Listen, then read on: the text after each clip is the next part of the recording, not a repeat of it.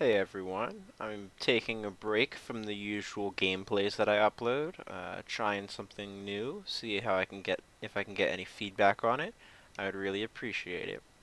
So, I'm excited for the new Kaladesh set, and I wanted to talk about a few of the cards that I think are going to be shaking up both 1v1 EDH and multiplayer EDH as formats, especially on Modo, but things you'll also see in your local play group with a few of the more prominent commanders for sure. So I'm sure you can see my tabs open already, but we're going to go through it. So Kaladesh has been fully spoiled at this point, and the first card that I want to talk about is the Verdurous Gear Hulk, this one right here.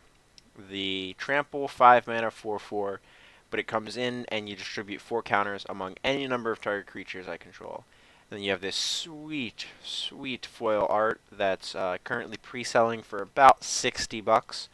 Um, I'm not going to be talking about the uh, Expedition version that is going forward. I think the Masters series is what they're calling them. But the Verdurous Gear Hulk itself, I am actually quite excited to include in Yisan because it says any number of target creatures you control. That includes itself. So I'm looking at this as a potential 5-drop in my Yisan commander deck, which currently only has Acidic Slime, Seed, and Seedborn Muse at the 5 slot. I'm looking at this as the third potential option. So Seedborn Muse is tempo, Acidic Slime is removal, and Verdurous Gear Hulk I'm planning to add as pressure, because at the very least I'm tutoring at 5 to get an 8/8 Trampler into play, or pump Yisan out of range of something like an Anger of the Gods, so to speak, type effect, and maybe pump some of my other creatures out of range of an Anger of the Gods effect. So Verdurous Gear Hulk is one of the things I'm very excited about, and I think it'll be a good addition to Yisan. It's definitely going to need some testing, but I think it's going to be the right spot for that home because this ability is very good on your own turn, but it doesn't have haste. But if this ability suddenly becomes instant speed with Yisan's ability, it gets so much better at assisting my deck to dodge removal at the 5-drop slot in addition to the 1-drop slot of Sylvan Safekeeper to sack a land. So I'm very excited about the Verdurous Gear Hulk. The next card that I have in mind is Chandra, Torch of Defiance. Let's close Verdurous. And it's exciting how they're doing the Chandra set, the Chandra Nissa set. Let me scroll down to the others that have been spoiled. And there we are. The Planeswalker decks. They're standard legal, but not in the main set. The Chandra Pyrogenius and Nissa Nature's Artisan. I am more excited about Torch of Defiance for sure. The second Planeswalker ever to have 4 abilities. I like that it's Chandra. I really could not stand another Jace card. As much as I love blue, I am not a fan of Jace as a planeswalker. He has a whole host of other issues. I invite you to check out Tolarian Community College's channel and the professor's a review of Office Hours with Jace. I'll link it in the description below. Chandra, Torch of Defiance, exile top card, you may cast it. If you don't, deals 2 damage to each opponent. Alright, so it's pretty cool +1. Unfortunately, you can't deal 2 damage to a target creature or each opponent, but in a multiplayer format, 2 damage is pretty good. Note that it says cast it, so if you exile lands, it's just +1, deal 2 damage to each opponent, because you cannot cast lands. It's a special action. I've seen some channels that do live EDH plays cast lands, and it's incorrect. Or the +1 of double red mana to your mana pool. So you go from turn 4 to turn 6, conceivably turn 7 if you have a land drop on your turn 5. So pretty cool. It's a pseudo Sol Ring effect, but it comes down on turn 4, which is fair. If you think of Thran Dynamo, which is slightly better than Sol Ring, comes down on turn 4, and it makes 3 mana. But Sisay's Ring and Golem's Eye both are a 4 mana artifact that makes 2.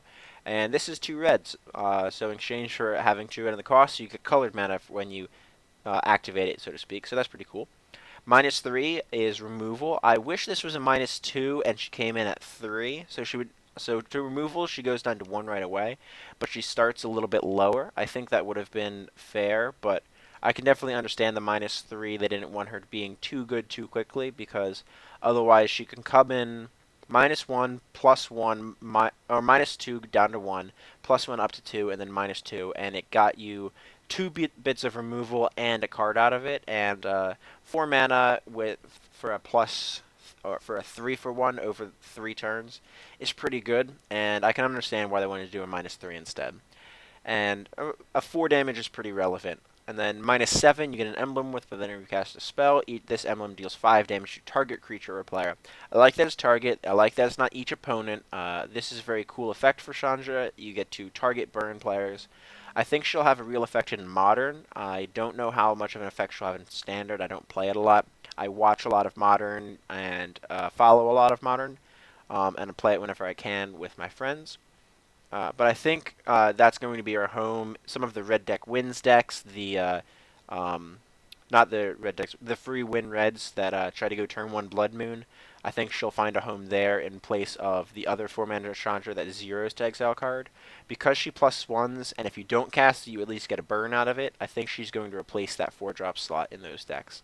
It's one of my favorite decks to play for Modern. So Chandra's very exciting, and I'm sure you'll see her at the EDH table as free mana is pretty good. And she is draw in red, so decks that aren't like my Krenko deck, things like Duretti or maybe Perfos, higher mana, later game red decks will play Chandra. Uh, she definitely does not get a slot in Krenko because I'd rather cast Krenko on turn 4. I can be doing better things than her on turn 4. Next is Insidious Will, blue counterspell. Blue 2, counter target spell, choose new targets for a target spell, or copy target instant or sorcery spell and choose new targets for the copy. You can see they have this little thesaurus here for Mythic Spoiler. I'm very excited about this. I'm going to definitely be testing it in my Vendilion Click deck. I think its modal is pretty sweet.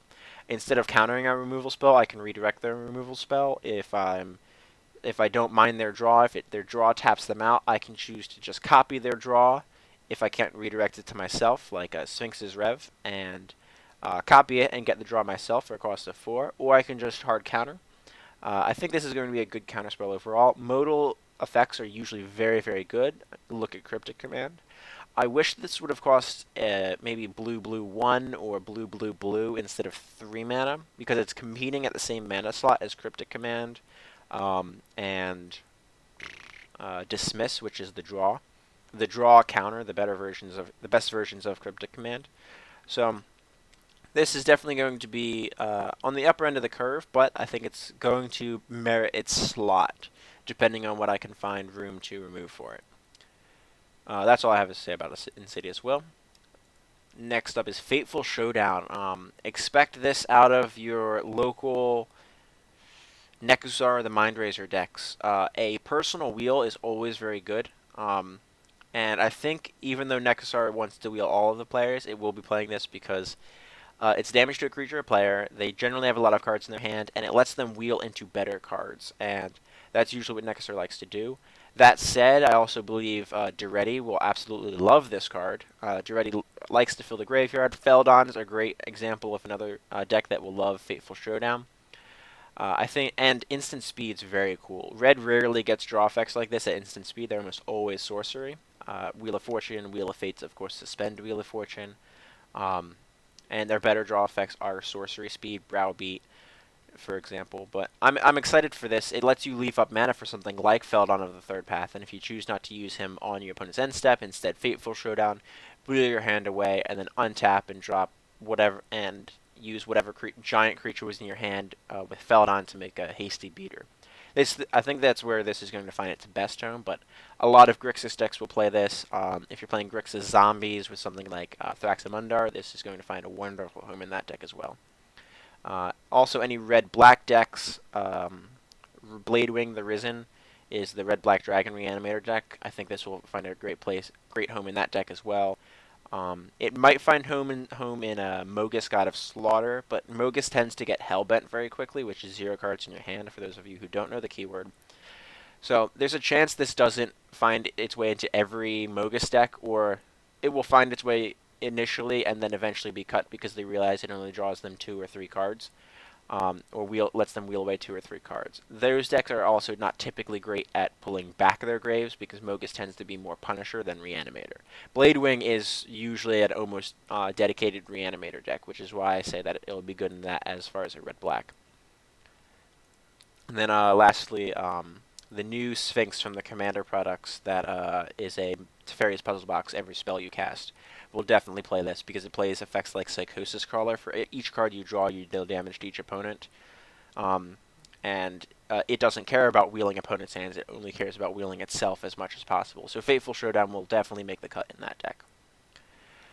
The next one is a common counterspell, and I think it might actually shake up the Pauper format some. Counter target non-artifact spell unless its controller pays 2. So, very cool. It's slightly worse than Mana Leak, which is also available at common. But if you are a counter-heavy deck, I can definitely see this. In the sideboard, against non-affinity matchups where you want to bring in additional, almost unconditional removal. But if your opponent's not playing affinity for Pauper, the non-artifact clause is a null point. It's basically Mana Leaks, or it's basically miscalculation that doesn't cycle. So I think Revolutionary Rebuff will be a pretty cool counterspell. I'm going to be testing it out in Vendilion Click. The non-artifact clause is actually hurtful because for EDH because I like my cheap counterspells to be able to counter things like Soaring, Mana Crypt, Mana Vault, Grim Monolith, Basalt Monolith, things that provide ramp to every color of deck, especially in decks like Maelstrom Wanderer and Narset, where you need to counter those signets or those fast mana that usually comes down on turn 2 to 3. The fact that it can't counter them is going to be severely hurting it versus something like Spell Pierce, where I care less about creatures in Vendilion Click decks. So I would have liked this to say non-creature spell, but I think it's going to warrant a little bit of testing, but I think I'm still going to keep with Spell Pierce. Next up is Wildest Dreams. This will definitely be in big mana green decks or big mana green black decks. I expect to see it in decks like Damia, Sage of Stone, Mimeoplasm, or Tasigur decks that are big mana decks. Tasigur tends to be more combo typically. But green XX, return X cards from your graveyard to your hand, exile Wildest Dreams. So at when you cast it for 1, you spent 3 mana on it, so you've paid a 3 mana regrowth, which is slightly worse than regrowth. If you cast it for 2, you pay 5 mana into it, but only 1 of which was green, or it has to be green, and you get 2 cards back, which is equivalent to restock, and restock actually exiles itself as well, I believe, so it is on par with restock. It's just slightly beneath curve. It's slightly better curve because only 1 of which has to be green. And then when you cast it for 3 or greater, so 3 is 6, 7. 7, you're getting any 3 cards back, and it's okay. And then when you cast it for 4 or more, you're paying at least 9 mana into it, or any odd number beyond 9, and you're getting that divided in half. And it's strictly worse than something like Praetor's Council. But, like I was talking about with the counterspell, modal spells are very good for EDH. So, do you need Praetor's Council at the moment, or a pseudo-Praetor's Council? Well, Wildest Dreams will fulfill that role if you have enough mana to cast something like Praetor's Council. Do you need regrowth? Well, it works as a regrowth. It works as a restock if that's all you need at the current time. Restocks here in the Thesaurus, along with the regrowth, as you can see. So I like the modality of Wildest Dreams. I think it's going to find its home in some of the green-black decks for sure, or green-blue decks that have a hard time getting things back from their graveyard. Things like Momir Vig. It'll definitely find a home in decks like Animar, I believe, and Edric, Spymaster of Trest, which doesn't mind spending 7 mana to get back all of their 1-drops, because if they have 7 mana to get them back, next turn they can play 7 1-drops, or 7 evasive creatures very quickly, or 4 evasive creatures. So in an Edric deck, I can definitely see something like this. It's not the best at getting things back short of regrowth restock, and being able to regrow some of the Time Walks that you generally see in Edric decks is going to be very good, especially if you're regrowing multiple of your Time Walk effects. So that's very exciting. Next is Pia Nalar. Pia is a 3-drop Human Artificer legend. ETB, make a color Thopter with flying. 1 red, artifact creature 1/0. 1 sack artifact, target creature can't block.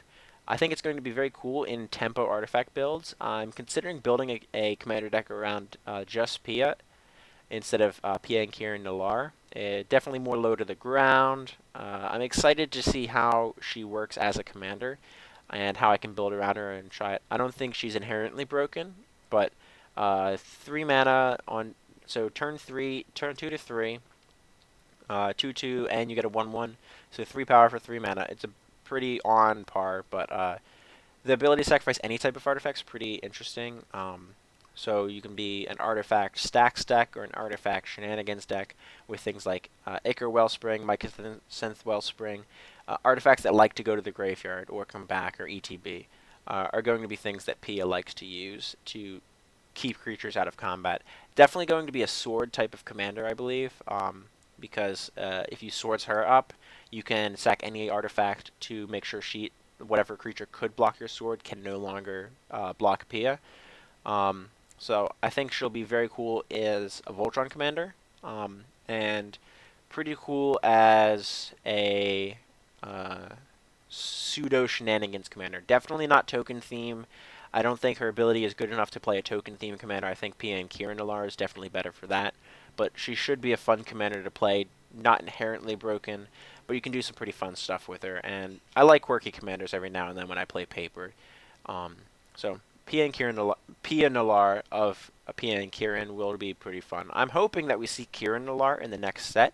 I haven't read the lore, so maybe he's died. I'm not sure.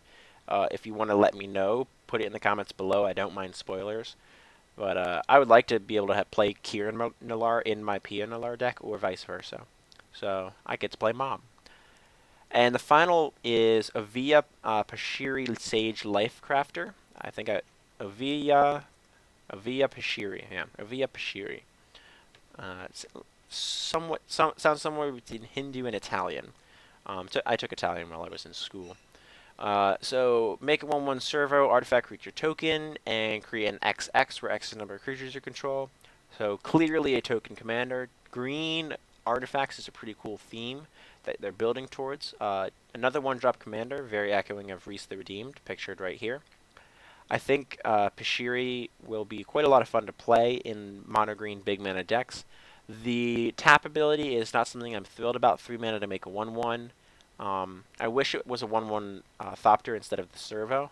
I haven't looked at the entire set, or I'm interested to see what other Servo effects exist in mono green, or if the next set will give us additional things to do with Servos, particularly. It should be a fun commander. I think it's strictly worse than Reese the Redeemed. You can play Reese the Redeemed as mono green if you really want to just play a mono green token commander.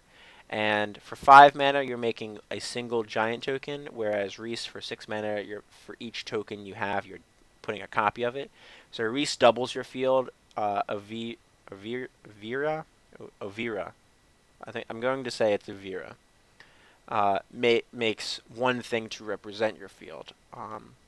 So definitely more, once you get a decent board, she'll be pretty good at both attacking and defending, because you'll have a bunch of little creatures with things like Snake Basket, Ovira, producing lots of 1/1s, and then once you hit that 5 mana mark, you start churning out these 6/6s, 8/8s, 10/10s, wherever you are at in creature production. And at a certain point, tapping your commander for a 10/10 every turn, or a 5, or even a 6/6 every turn is pretty good. 5 mana for the 6/6 is just above curve for a vanilla creature. Generally, it's 6 mana 6/6.